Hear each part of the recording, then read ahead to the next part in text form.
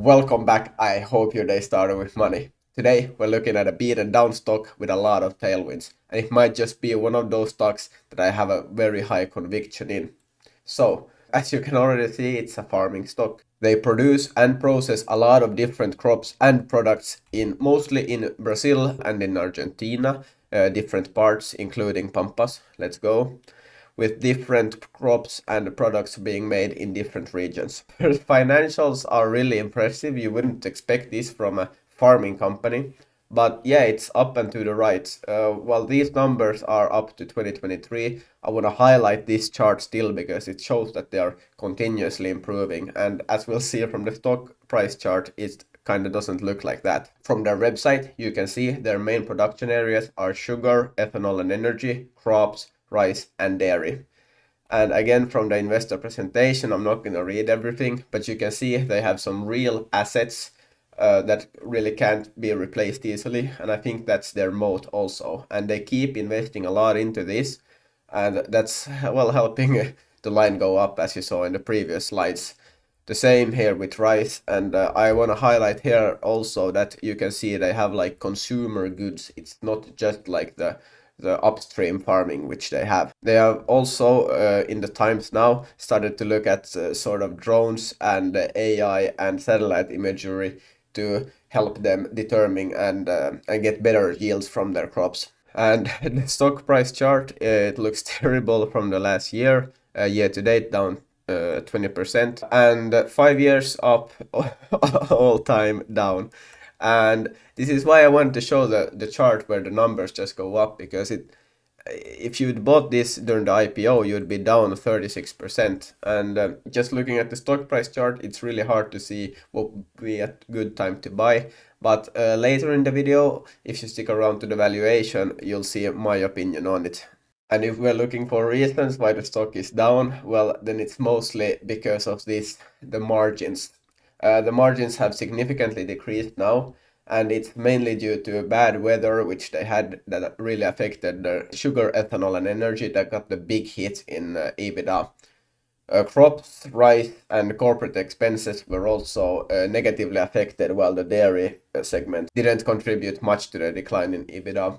And the corporate expenses, that's quite interesting because as they say here, a lot of the extra expenses was due to Tether making a large tender offer to buy shares. And yeah, they used to own around 20%, but now they own around 70% of the company. And the sales are fine, the area is fine, they refinanced some debts, so their maturities are now looking better as well. Production, well, sugarcane crushing, as you see, is down, but in general, it's up. But the margins are down now, and it's not, well, it's not great, but maybe the reaction in the stock is an overreaction. I want to give a shout out to my fellow YouTubers. Both of them I think are amazing.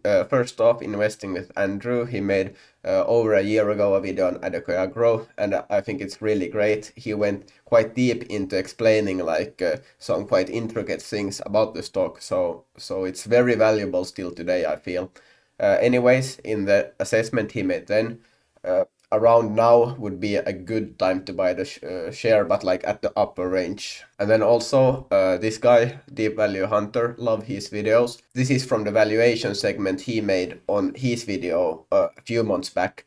And in his assessment then, he said he was buying, and I guess the margins have gotten news of still a bit compression since then, but the stock is also down like 16%. And I don't think materially much has changed, so I believe this might be an even better deal than what he saw. But yeah, continuing on. This is the price chart of ethanol, which is alcohol, and it's mandated by law to put ethanol in gasolines in a lot of different areas in the world, including the EU. It's very clear that the price has struggled a bit since 2022. And it's now sitting at 168. But generally, this is something we can expect to rise in price alongside inflation. Now, this is the same thing, but for sugar. And this chart is also very unpredictable and quite volatile. But again, this is also something we can see and expect to rise alongside inflation. And I still want to point out that when Deep Value Hunter made his video, the price was actually around 16.5, so it's dropped a few percentage points since then. So if you want to think about these stocks like oil stocks, then you want to buy oil stocks whenever oil is cheap, because then you get the better prices on the oil stocks, and then you wait for oil prices to rise back up, and then you sell them. At least that's how I would see it. Then why not see Adecoagro in a like similar sense? Because now the prices are quite cheap and the stock is cheap. Whenever the prices inevitably rise back up, and for reference, Adecoagro is one of the cheapest producers, so they should not struggle in an environment where prices fall a lot.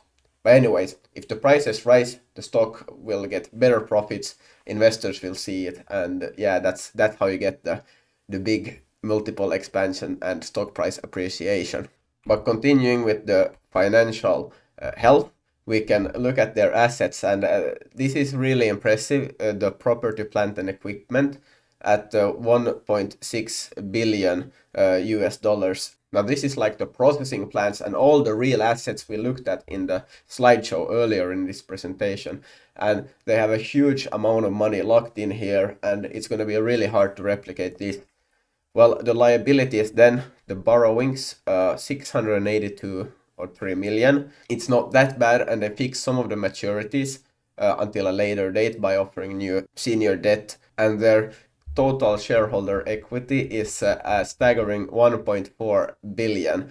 Now, we can see here the intangible assets are just 37 million. So that means almost all of it is tangible, and considering the market cap is 764 million, we can see they have a price to tangible book value of 0.56, which is can be considered incredible value, and I really don't see a reason why they are trading at such a large discount.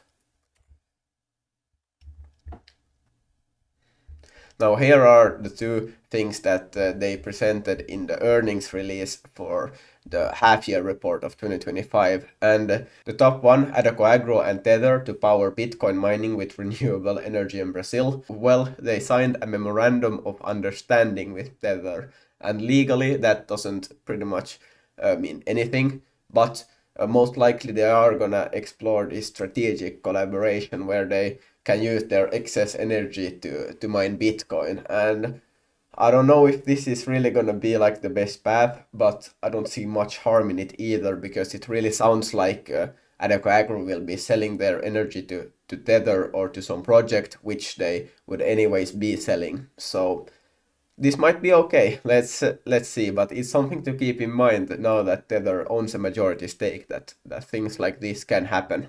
Javier Milei, the president of Argentina, has been making a lot of reforms, and now they said that there was some good news, the reduction in export taxes in Argentina, which positively affects Adecoagro. Now that's obviously very positive, but I see the situation in Argentina as maybe a little bit unstable, and this was while doing my research. I scrolled down like in one of the articles I read to related articles, and now this is something that is very relevant in the news, how China have been adding tariffs to American goods like soybean, and then China have been buying it from Brazil or Argentina instead, making the US very unhappy, obviously, and it makes for a lot of uncertainty, and obviously it can be good, but it can also be negative, and I don't really have the time to follow this. But then again, if we remember that the revenues and all the good metrics have been rising since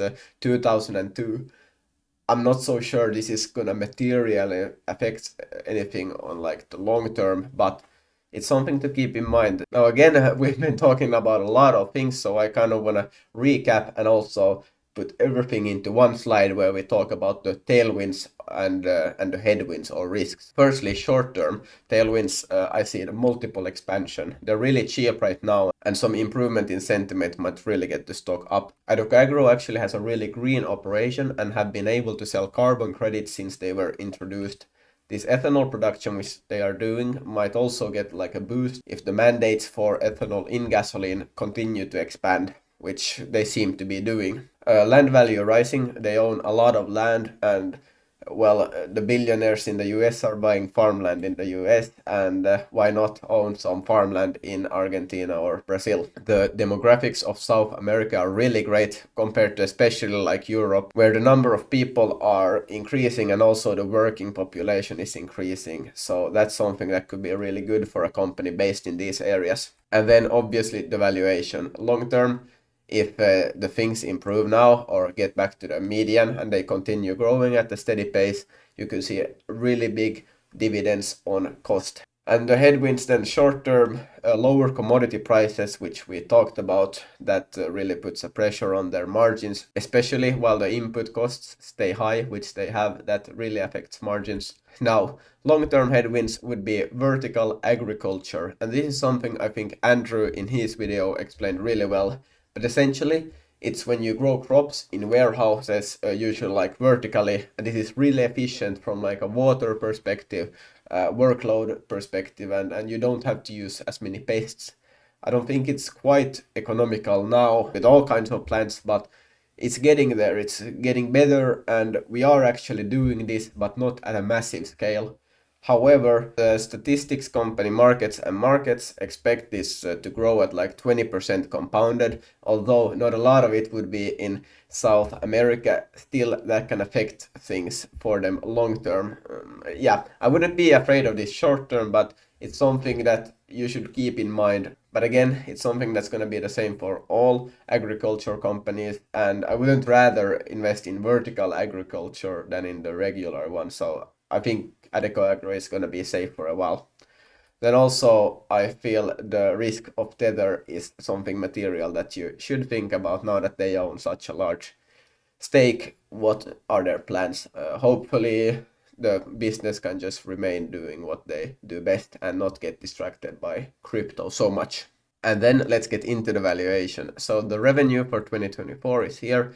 The forecasted revenue of 2025 is here. I grew it at 5%. I think that's realistic. That's below their historical growth rates. But if we do that and apply a 9% free cash flow margin, which they actually have been up to 20%, but then also down to 4%. So we kind of have to take the average there, which is normal in the food industry. That leaves us with a free cash flow of 170 million. If we put a 9 times free cash flow multiple, we get such a market cap. Now the dividend is actually around 4.5% today. The buybacks, they are doing a bit more than 3. But if we expect the cash flow to fall a little bit now in the short term, then we can also get down these. Then the upside is actually really great at 137%.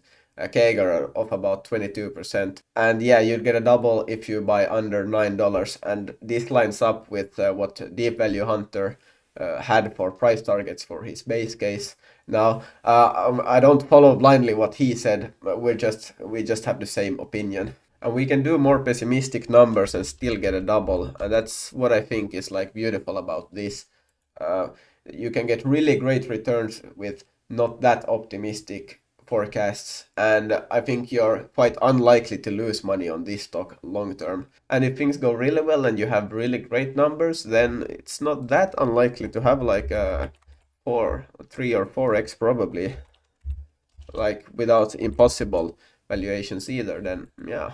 But as always, this is not financial advice. I urge you, as always, to do your own research. And if you want to check out some more, then for sure check out the two guys that I mentioned earlier. Otherwise, want to thank you for watching and keep catching.